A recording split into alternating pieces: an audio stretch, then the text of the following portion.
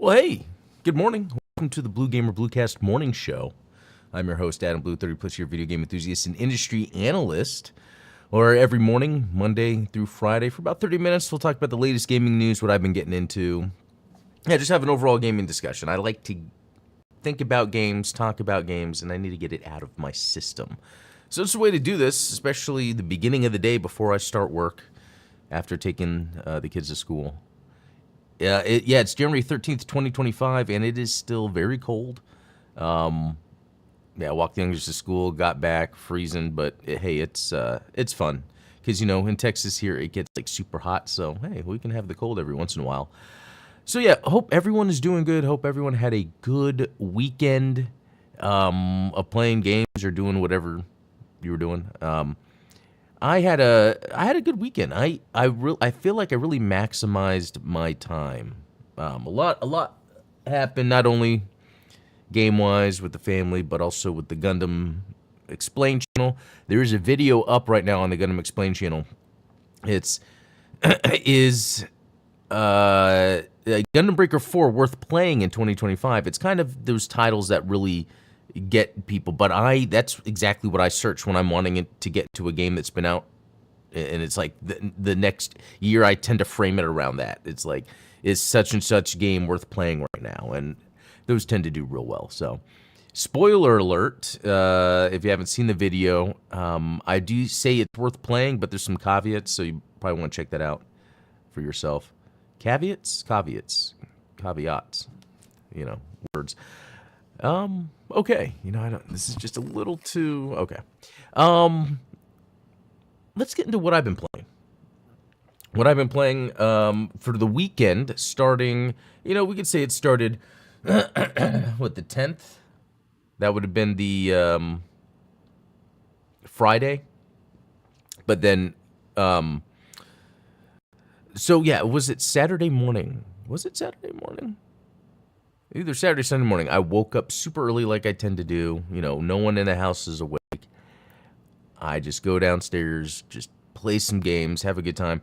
I jump back into some Mobile Suit Gundam Battle Operation 2 on PlayStation to see how it works with my PlayStation Portal, while I'm just like sitting on the couch in the living room and not in my office. Flawless. Lots of fun.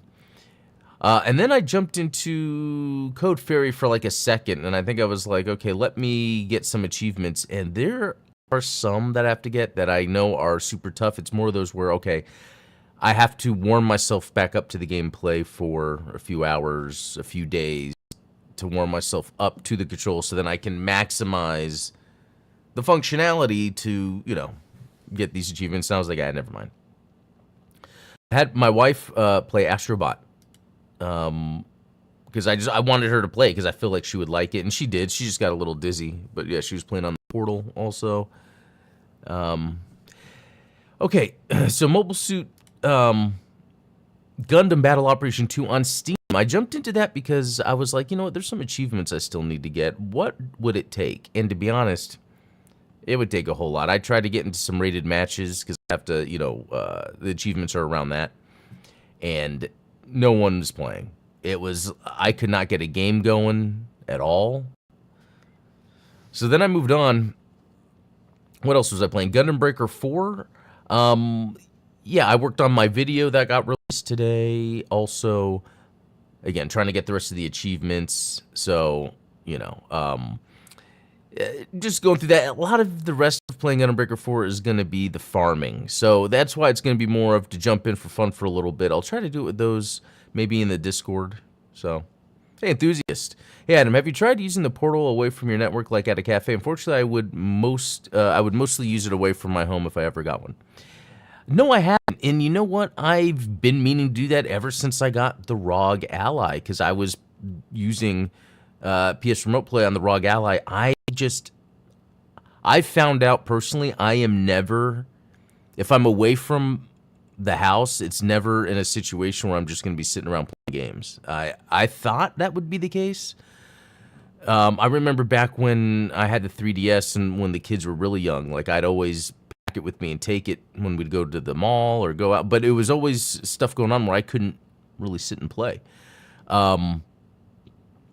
Honestly, I'm curious myself, though, if those times do come. Yeah, because it's crazy to think back of all the different streaming services I've used, like Stadia, the PS Remote Play, cloud gaming on Xbox, and I'm never... What do I usually do when I leave my house? It's like a date with my wife or something, or we go shopping, or we go to...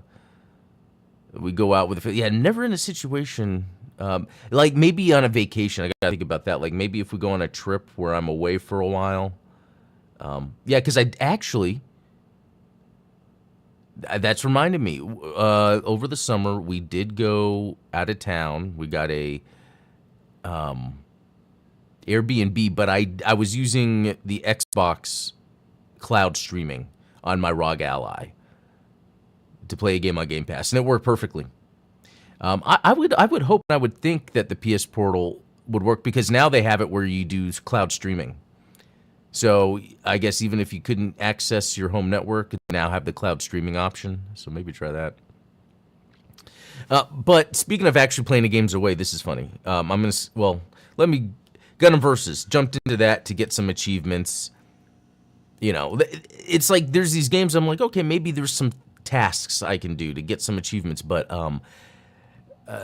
I'll play the game and be like, am I really going to spend more time with this? Gundam Versus is kind of fun, but I don't know, you know.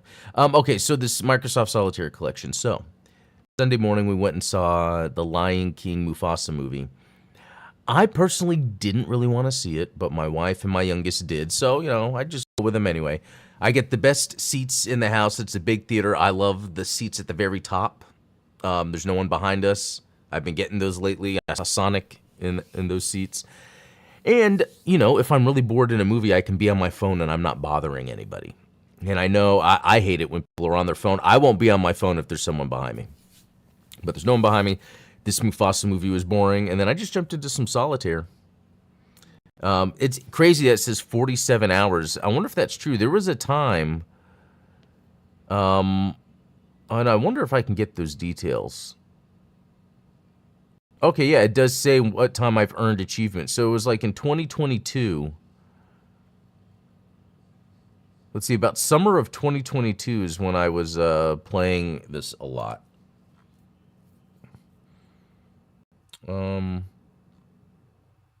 Although everything is saying July 26. I mean, that could have been I did everything around that time. But anyway, I think that's interesting. I mean, 47 hours seems like a lot. But there are times where I know that I would be playing, you know, a game of solitaire and putting the phone down and then just doing whatever. And it could have just been sitting there. I don't know. All right, Mobile Suit Gundam Climax UC. This is a very good one. This is like a precursor to the sort of like Missing Link style. Again, just in terms of like it's a full 3D combat third-person game, but the controls for lock-on are horrible. It's like you always have to be locked onto something. This was an issue with Missing Link. I wish that wasn't the case. Because if you're not locked on, it will automatically try to find a target near you, and then you kind of have no point but to press the lock-on button. And then you can cycle, but you can only cycle through what's in front of you. If you're interested, on my Gundam Explained channel, I did a live stream last night playing it, and you can kind of see there's this one level where you can see how the game's lock-on system just makes it so hard to manage. And I remember that from Missing Link. Anyway, this is a Japanese-only game. It's sometimes crazy these games only get released in Japan, but at the same time, you know, with all of the Western games I played through that 360 and PS2 era, there's no way that a Western third-person shooter would be released with a lock-on system that works that way, because you don't really get free look. It's just constantly locking on. I don't know any other games that do that though, but these Gundam games. So, all right, and then Godzilla, some more Godzilla on PS4. You know, I've gotten to the point where I've gotten all the achievements that are like on the PS3 version. Well, I guess there's still some more, but I guess it coincides with what's the huge difference. Because again, the PS3 version and the PS4 version are completely different games. I know on the surface, they look the same. But one thing that the PS4 version has to do that's not in the PS3 version is to play through as the other kaiju and unlock all of their abilities. That doesn't exist in the PS3 version. So that's where this discrepancy of time takes place, where, yeah, I've played the amount of time I played the PS3 version, but this one will take me a while. It'll probably take me the rest of the year because I can't see myself constantly playing. Like, I would say during a week, I'll play a few levels. Oh, who knows? I might play a little longer, but it's just because it's repetitive. But yeah, that was my gaming over the weekend. Nothing really too interesting, different, out of the ordinary. I think I've just been chilling in anticipation for, what's to come. There's the Dynasty Warriors Origins that comes out, I think, this week, that, like, I'm interested in playing it, but I'm not, like, super excited about it. And then the one I'm really excited about, though, is the Sniper Elite Resistance. That might already be my game of the year. I can already tell. Just every year those Sniper Elite games come out, they have everything I want in gameplay. You completely control, opposite of that Gundam Climax you see with locking on all the time. Like the Sniper Elite games are the types of games where I have full control over my character, what I'm doing, what I want to do in the environment. It's a lot of fun. Okay, we're going to jump into some different bits of news, I guess. Let's start with this California Fire Relief Bundle is calling for submissions from game developers. So this is pretty cool because the idea is, there will be a bundle of games for sale that you could buy, and the money goes to, the issues going on in California with the fires. The only thing, though, sometimes that scares me from when I see stuff like this is, what happened with Gerard the Completionist, where seemed like a super cool, chilled guy raising money, and then you find out that they were not donating the money.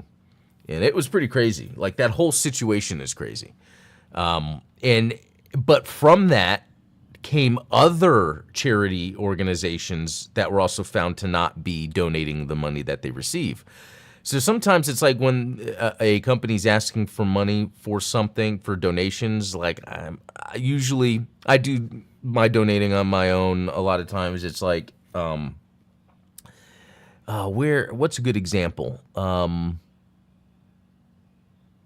There's one where they email me. But when this is available, I think I'm gonna do a purchase because I'm sure this will be vetted out.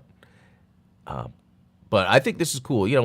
There's not much I can do here when it comes to what's going on over there in California. It's pretty sad. But like, if as a fan of video games, if I'm buying a game and that money's going to help, that's great to know. Okay. All right, so this one's pretty interesting. So let me read the title. A speedrunner played Crazy Taxi with a live band to avoid copyright issues. This is amazing for a lot of reasons. So I remember when Crazy Taxi first came to the arcades, and then it's like me and my buddy, I think it's when it's before we moved out, because we were in high school. It was before we moved out of our parents. Yeah, because right after high school I moved out. Just because. And I guess I didn't really need to. I should have just stayed home. But anyway, I just remember, we both had a Dreamcast. We were huge on Dreamcast. We heard about this Crazy Taxi game coming out. And I just remember, driving to the mall in my van at the time, I think it was. It might have been the van. I had a truck shortly after. Just to go find this game when it would come out or whatever. And I don't, just fragments of memories. But, one interesting thing, I was never someone that was into bands or music or anything up until Crazy Taxi. Before that, the music I liked would be from video games, from movies, from TV shows. The stuff on the radio, to me, I could never get into it, to me. It was so crazy. My mom always had the radio on. My parents did have some cool older music. Some vinyls, some CDs, but they also weren't big music people like I became. Because what happened was, after playing Crazy Taxi, hearing that music, I was like, I've never heard music like this before. It's so fast and aggressive, but not like death metal fast and aggressive. It had its own cool little thing going on. And so Yeah, I remember buying Crazy Taxi. That kind of changed, I was in my late teens, and that kind of changed a lot of me because I was getting into punk music after that. It's interesting because the song, is it What I Want? Is by The Offspring, was actually written to be a song for Bad Religion. Because that's what these punk bands would do back in the day. Like, once they had a style, they would kind of sometimes pass off songs to each other. It had different lyrics, but it was kind of the same. It was called Protocol, I think, instead of What I Want. And so it was just kind of interesting how then that specific sort of experience, like, completely resonated with me. It was a mix of video games, fast-paced video games, fast-paced music. That's what got me into music. And then I remember I would buy Offspring album and then hear a song and be like, wait a minute, that was a song on the radio, like Pretty Fly for a White Guy, for instance. Like, I did not care about that song at all, like those types of songs. But it was crazy when I made the connection that, oh, wait a minute, they're making those songs like for the radio, they'd be popular and poppy songs, but they're rooted in punk music, which I prefer. That was a very fascinating time in my life, understanding how bands worked, music worked, and how there's this sort of correlation between what you want to express as an artist versus how you can utilize that to get an income. And that's where we get a lot of bands like selling out. Anyway, but what's cool about this was they were playing this for the Games Done Quick, I think another charity event, if I'm not mistaken. And so as the guy's playing it, there was a band in the background playing the music, and they would even like, and this is what I was thinking in my head, and it answered it in the article. They would stop a song if a level stopped, and then play the menu music when he's in the menu. I love that. I feel like I completely resonate with this. But here's the interesting thing, though. I think, like, when I got into that music, it was end of high school, there were a few people that were into that music too, but it never, and I think it was because of where I lived in Texas, not California.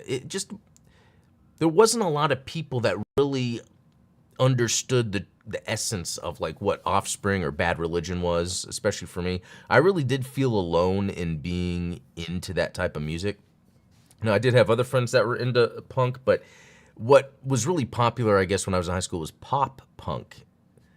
And that wasn't, for me, the reason I liked Bad Religion and the non-radio friendly Offspring is because the music was aggressive, but not dark aggressive. It was, like, energized. Pop punk came off to me as, like, how do I say it? Victim, not victim. I'm trying to find a way to politely talk about pop punk music, but it came off like too happy or too sad just to want to wallow in your own pity. Like, I never felt like when I would listen to the punk, I'd listen to like Pennywise. It's like, yes, let's get into action. Let's do something. Sometimes pop punk had the reverse psychological effect on me, where it'd be more of like, oh, it's hard being a teenager in high school or something like that. I know that it's judgmental, but it's interesting how music evokes these certain emotions and these feelings and stuff. And, since then, like, after high school, getting into punk, it morphed into metal. And again, not all metal, like not death metal, but metal that had this aggressive atmosphere to it, energized, aggressive atmosphere. And then I think in the past couple years, that's changed even more, where I kind of don't like metal as much anymore. I prefer music without lyrics. I don't like singing. It's almost like I've been able to figure out what I like from music. Offspring, Bad Religion helped me do that. And then I kind of took that and whittled it down or sifted it to the essence of what I like. And I think Castlevania is a good example of that essence. Castlevania has sort of that rock backing, but it's very atmospheric, and it's energetic, and it's about, let's go do something, like beating a level in a video game. Anyway, I thought that was an interesting little thing there. Okay, so there's a lot of crazy news going on that might all be related. So a notorious Apple leak has confirmed that the Switch 2 is on the black market in China. In recent days, the real console is available for trying on accessories. I dare not try. That is very interesting. So, and I've heard about this too. It's like behind the scenes with manufacturers as they're trying to navigate this stuff. Because and from what I heard from another, I think it was Hoag's Law, Nintendo would have these companies sign NDAs, but this has been in the making for so long. And Nintendo knows this. They're waiting to the last possible minute, to sell the Switch 2 because the Switch was doing fine. And it's after CES, a lot of that stuff gets shown off, and there's only so much these manufacturers, they have to be able to plan out what their stuff is, and they can't let Nintendo keep them from doing that. So, what was this? Sony patents new AI system that will predict player inputs and keep latencies stable. That's pretty interesting about predicting player inputs. I don't know. I would have to. It's just interesting, just to think about this concept. I've thought about it in the past, especially when it comes to latency. I just don't know how it would play out, because what if you go to press a button, but what if when you go to press it, you were just, it's happened before, you're kind of off a little bit and you don't really press it, you don't press it all the way. Is the game supposed to register that or not? I don't, that's kind of interesting. Okay. Nintendo Switch Online playtest leaked. I remember we heard about this before. And I don't know what this is supposed to be. Okay. I mean, so many things are getting leaked that it's imminent, right? Uncropped Switch 2 dock from Next Handheld. Okay. Interesting. Potential end, or Switch 2 there with the Nintendo, or it might just say Switch, but with it too prominent like that, I mean, that it's kind of a good idea to let people know this is the next Switch 2. I mean, if that's what it looks like. Just interesting that it's in the snow with polar bears. Probably put into AI or something. I don't know. Imagine a Switch dock stuck in the snow with a frosted logo. Add 2 polar bears in the background to make it look more real. Add elements. So I don't know. I guess they're trying to say that it could be real, might not be. Let's see what. Bro is actually trolling. Yeah. Although that looks, I mean, so this guy could be trolling, but that it looks like a good idea for a Switch 2 dock. Let's see. What was something else that I came across? Sonic the Hedgehog 4 starts pre-production next month, February 28th. That's cool that they're already getting on the 4th one. Let's see. Okay, here's some interesting news, too, that kind of goes along with the Switch stuff. So, Nate the Hate, South of Midnight.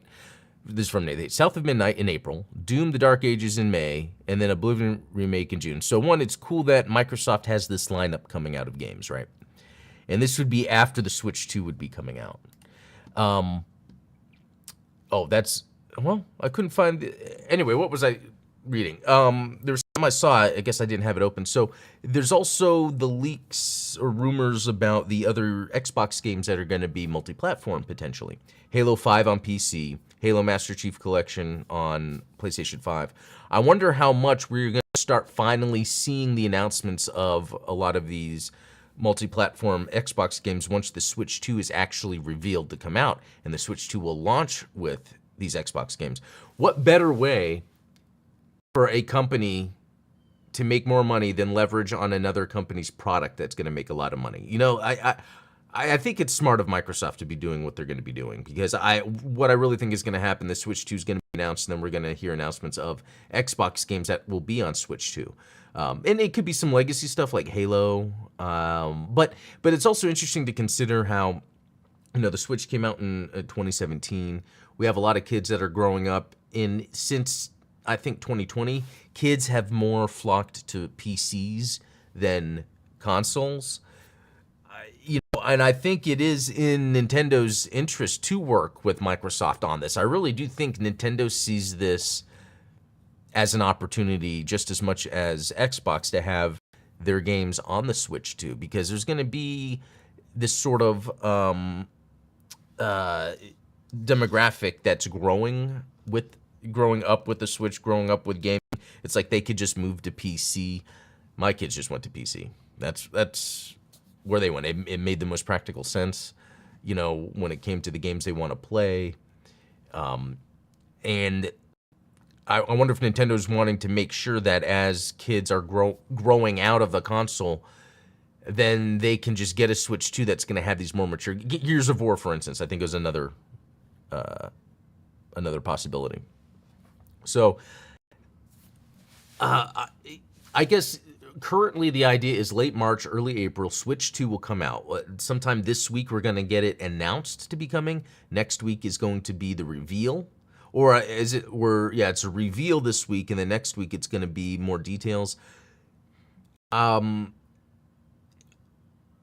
part of me does not think that there's going to be a 3D Mario game that comes with the Switch 2. I think that's going to be saved for the holiday. I think this first round of releasing the game, when they are, is to get people to, early adopters to buy it. Kind of test out games that are going to be backwards compatible with higher end graphics. So, for instance, I would love if the Calamity Wars, Hyrule Warriors, whatever they call that, is able to play with 60 FPS or something. Then I would play through it. And then some other games too. Like I would love if Bayonetta 3 was announced to run better on a Switch 2. It's like I feel like the Switch 2 this year could revitalize a lot of gaming that maybe I purposely skipped. I mean, there's basic games I've been able to play, like the Kirby games and, stuff like that, Mario, stuff that runs well, but I think there's a lot of games that they have that could run better. A Link's Awakening. The Link's Awakening remake had some odd, weird frame pacing, slowing down that I would play and I would just see that sometimes. I'm like, what's going on here? This doesn't seem like a smooth experience I'd normally get from Nintendo. So I really do think that's a lot of what we're going to see with the Switch 2 this year. So let's kind of recap that. The Switch 2 could release late March, early April. Not only have upscaled graphics for games from Switch 1, which I hope is the case, but also seeing Xbox games released for the Switch 2 during this time frame as well. We know PS5 is getting the Indiana Jones game. Could the Switch 2 also? What that does is it allows for a crossover library of games from those that are growing out of the Switch to then have a reason to get a Switch 2 or stick with their library. What this does is allows the early adopters, allows Nintendo to understand what their demand is going to be. So then by the holiday this year, that's when I think they'll release new Mario 3D and a new Mario Kart. And that's a rumor of a Mario Kart. But it makes me wonder, would they try to have a game come out late April, early March, with the Switch 2 to be a system seller? Could that be the new Mario Kart 9, or Mario Kart, whatever they're going to call it? Could it be a 3D Mario? I don't think it would be a 3D Mario. I feel like if it would be a 3D Mario, they would have already announced the Switch 2 and that right now to hype it up. But I could be wrong. Actually, let me check something. I want to see the Mario Odyssey release date. Yeah, it was October 27th, following the spring release of the Switch. So they did that exactly with the first Switch, and I would see them do something like that with Switch 2. Yeah, I'm looking forward to that. So. Oh, yes, the other thing I'm really, really, really, really, really hoping that happens. Like, this is my number one. Tears of the Kingdom, 60 FPS, 1080p. It doesn't need to be 4K. But if we could get a solid frame rate for Tears of the Kingdom, then I'd probably go back and play through it. So, well, all right. I think that's it for today's show. Just, talking about the good old times of Crazy Taxi, how that music changed me, and then all these interesting Switch leaks, Xbox rumors. I feel like the beginning of the year, we're going to get a lot of interesting information about the direction the industry is going to go. I think Switch 2 Xbox. They're going to do a lot to change the industry. So until tomorrow, all have a good rest of the day, and we'll talk later.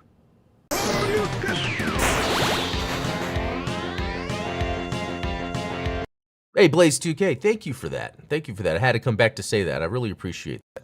All right, see y'all later.